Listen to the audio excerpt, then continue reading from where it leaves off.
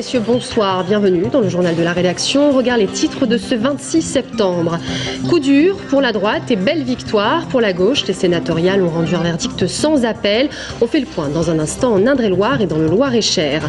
Le premier tronçon du périphérique nord-ouest de Tours, inauguré samedi. Le reste sera mis en service à la fin de l'année. Et puis, belle affluence pour les 20 km de Tours, le podium trusté par les Kenyans.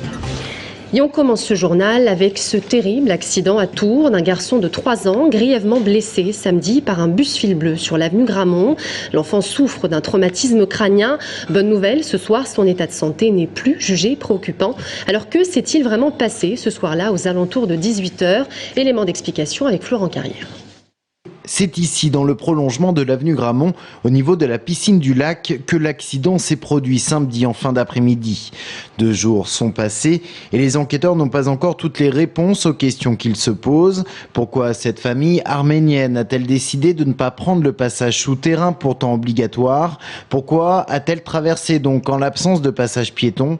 Et surtout, quelles sont les circonstances exactes de l'accident?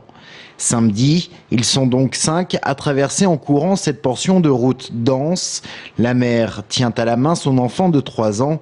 Arrivé au niveau du trottoir, l'enfant n'est plus tenu, il tombe et c'est là que se produit un choc avec un bus. Par chance, la mère le retire à temps et évite que le bus ne lui roule dessus. La mère a-t-elle lâché son enfant parce qu'il était tombé ou l'enfant est-il tombé parce que la mère l'avait lâché ? Ou encore, est-ce le bus qui a percuté l'enfant? Toutes ces hypothèses, les policiers vont les vérifier dès qu'ils seront en possession du témoignage des parents et de l'examen médical. De son côté, le chauffeur a été entendu. Très choqué, il a expliqué s'être déporté pour éviter le groupe. L'enfant aurait trébuché sur le trottoir et percuté ce bus articulé au niveau de l'accordéon.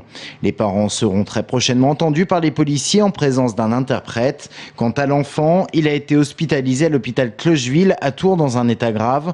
Mais aujourd'hui, son pronostic vital n'est plus engagé. Il a pu parler à ses parents et reste en observation jusqu'à la fin de semaine. Une victoire historique pour la gauche sénatoriale en France et dans notre région.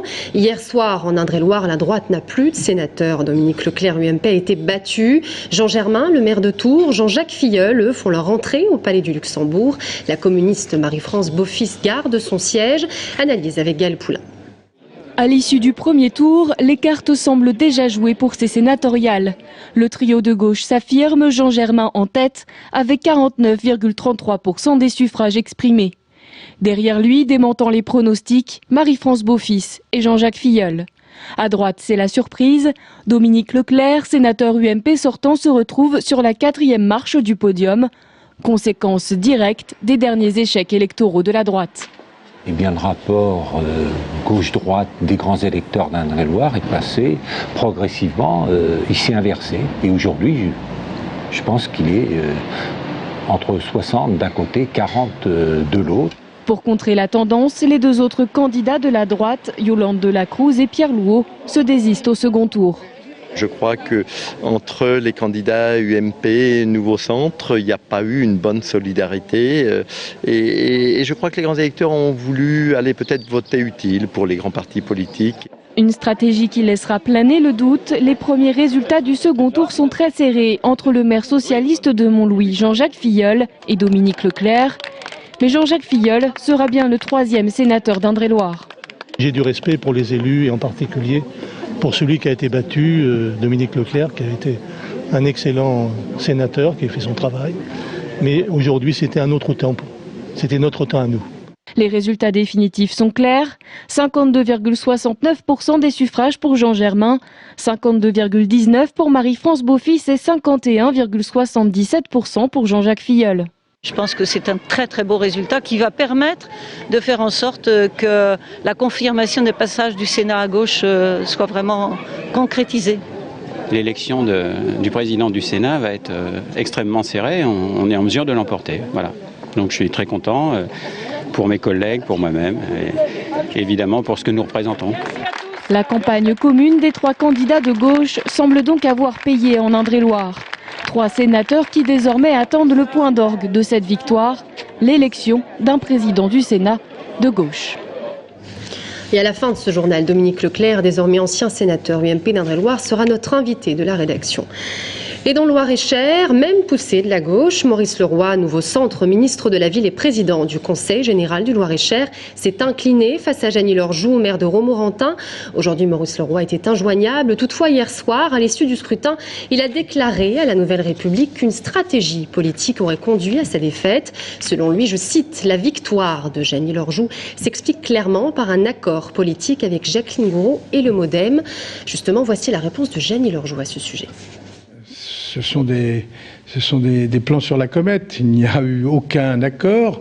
Mais si vous voulez dire qu'avec Madame Gouraud, nous nous connaissons depuis plus de 30 ans, oui, c'est vrai. Il y a donc de l'affection et du respect.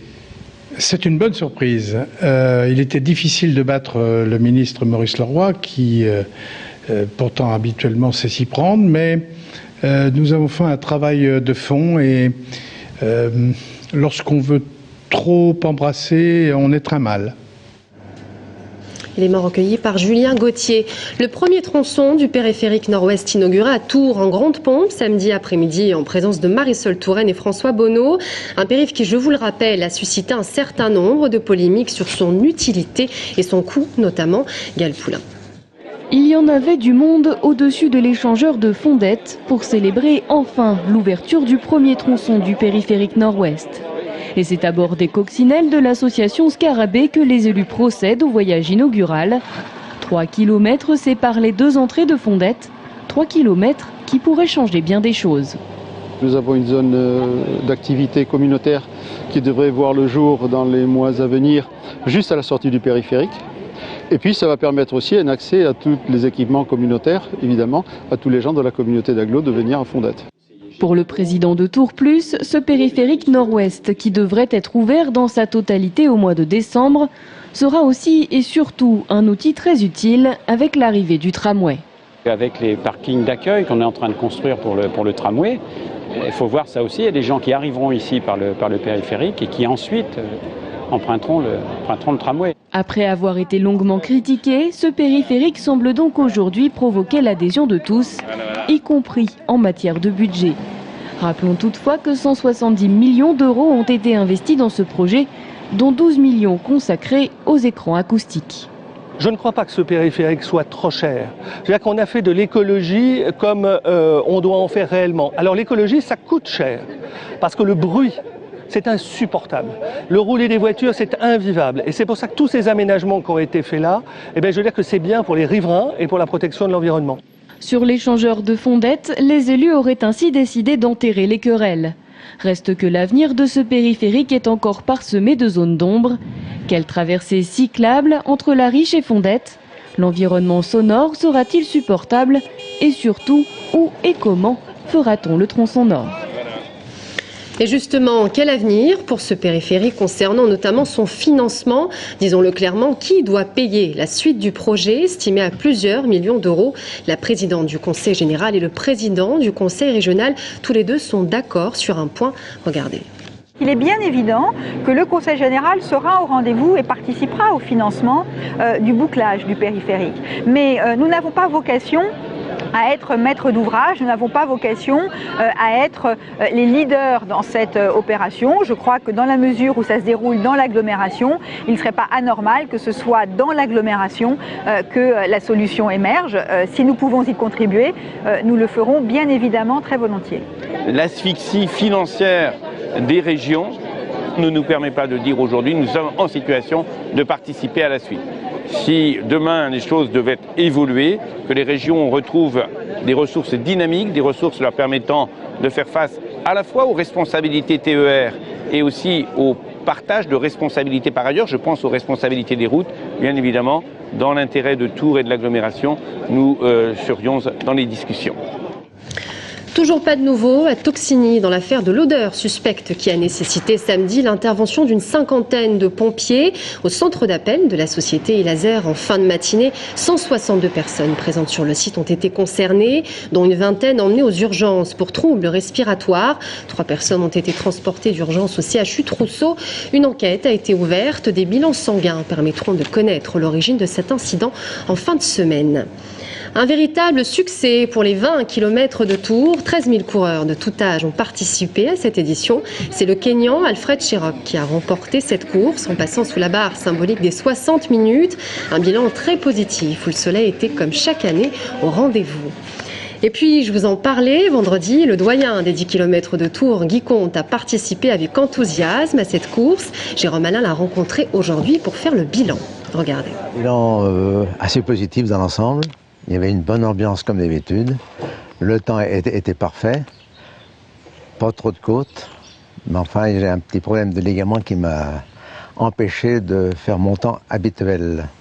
Mais enfin, néanmoins, je garde un bon souvenir et j'attends l'année prochaine. Je me sens rajeunir quand je suis parmi des gens qui ont entre 18 et 40 ans. Voilà, donc c'est une cure de jeunesse.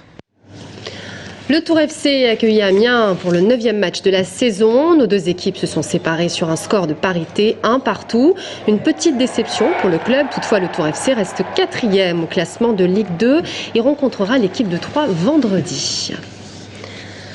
En rugby, maintenant, 500 personnes s'étaient réunies pour voir le match sur grand écran qui était organisé salle Marcel Cerdan par l'US Jouer Rugby France-Nouvelle-Zélande pour soutenir Luc Ducalcon, l'enfant du pays. Malheureusement, le 15 de France s'est bien défendu. Ils se sont inclinés 37-17 face aux All Blacks.